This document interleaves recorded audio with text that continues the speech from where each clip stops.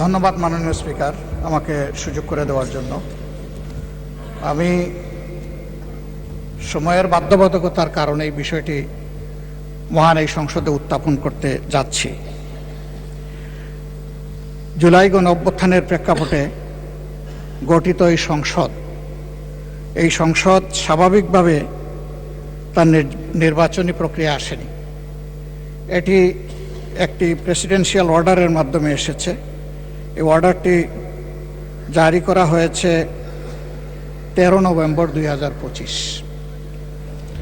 এই অর্ডার অনুযায়ী এখানে 15টা নির্দেশিকা আছে। এর মধ্যে 3 থেকে 15 এই বিষয়গুলো হচ্ছে জুলাই সনদ এবং গণভোটের সাথে সম্পর্কিত। 10 নম্বর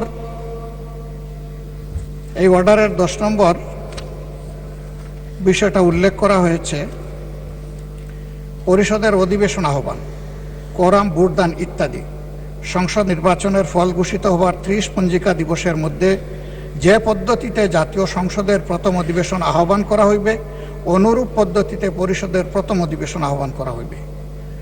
আমার বিষয়টা এখানেই কনসার্নের।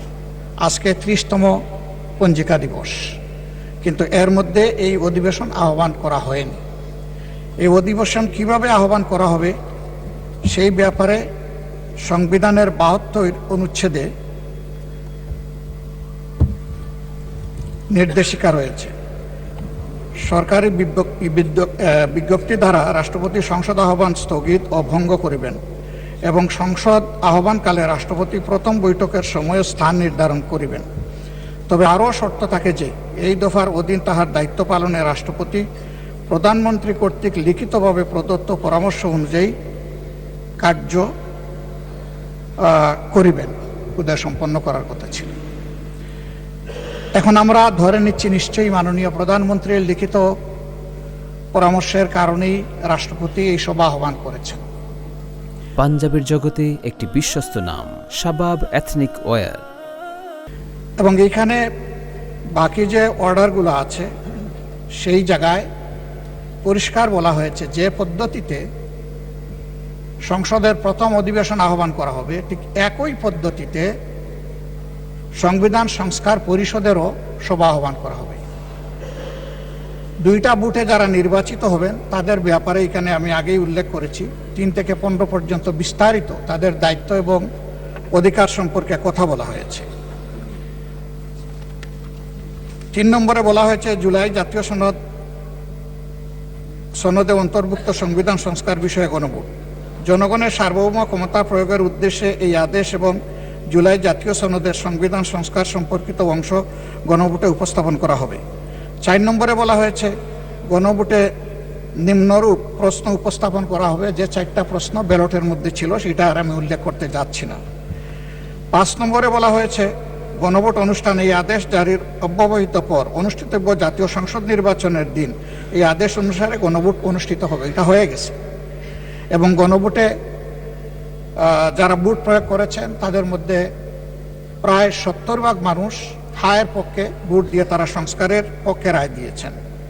6 নম্বরে গণভোট অনুষ্ঠানের জন্য আইন প্রণয়ন।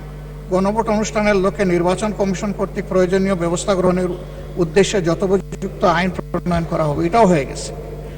সংবিধানের গণভোটে উপস্থাপিত প্রশ্নের উত্তরে প্রদত্ত সংখ্যাগরিষ্ঠ ভোট হ্রাস সূচক হইলে এই আদেশ জারির অব্যবহিত পর অনুষ্ঠিতব্য জাতীয় সংসদের সাধারণ নির্বাচনে নির্বাচিত প্রতিনিধিগণের সমন্বয়ে একটি সংবিধান সংস্কার পরিষদ গঠিত হইবে।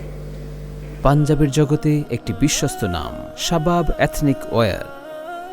মাননীয় স্পিকার, এটি হয়নি এবং এর সময়সীমা আজকে শেষ। যাহা সংবিধান সংস্কার বিষয়ে সকল ক্ষমতা প্রয়োগ করিতে পারিবে।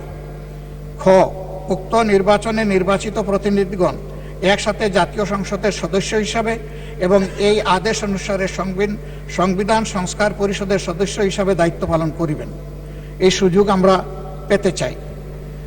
পরিষদ উহার প্রথম অধিবেশন শুরুর তারিখ হইতে 180 কার্য দিবসের মধ্যে জুলাই জাতীয় সনদ এবং গণভোটের ফলাফল অনুসারে সংবিধান সংস্কার সম্পন্ন করিবে এবং তা সম্পন্ন করিবার পর পরিষদের কার্যক্রম সমাপ্ত হইবে। শুরুই হোক আগে, তারপরে সমাপ্ত। পরিষদের কর্মধারায় অংশগ্রহণের সময় নির্বাচিত প্রতিনিধিগণ পরিষদ সদস্য হিসাবে অভিহিত হইবেন। মানে দুইটা ক্যাপাসিটিতে আমরা এখানে নির্বাচিত হয়েছি, দুইটা বুথের মাধ্যমে, আলাদা আলাদা বুথ।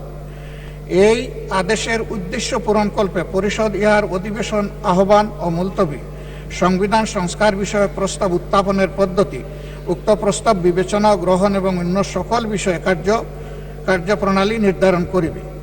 জাতীয় সংসদ সচিবালয় পরিষদকে সাচিবিক সহায়তা প্রদান করিবেন। শপথ এবং শপথ পাঠ পরিচালনা। নির্বাচিত প্রতিনিধিগণ সংসদ সদস্য হিসাবে শপথ গ্রহণের পর একই শপথ অনুষ্ঠানে এই আদেশের তফসিলে বর্ণিত এক অনুযায়ী পরিষদ সদস্য হিসাবে শপথ গ্রহণ করিবেন এবং অনুরূপ শপথ পত্রে স্বাক্ষর দান করিবেন। আমরা সকল বিরোধী দলীয় সদস্য ৭৭ জন আমরা এটা গ্রহণ করেছি এবং স্বাক্ষর প্রদান করেছি। 10-এ আমি আগেই উল্লেখ করেছি, সংসদ নির্বাচনের ফল ঘোষিত হওয়ার 30 পঞ্জিকা দিবসের মধ্যে যে পদ্ধতিতে জাতীয় সংসদের প্রথম অধিবেশন আহ্বান করা হইবে, অনুরূপ পদ্ধতিতে পরিষদের প্রথম অধিবেশন আহ্বান করা হইবে। ধন্যবাদ মাননীয় বিরোধী দল নেতা, আপনার কথা আমরা বুঝতে পেরেছি। জি।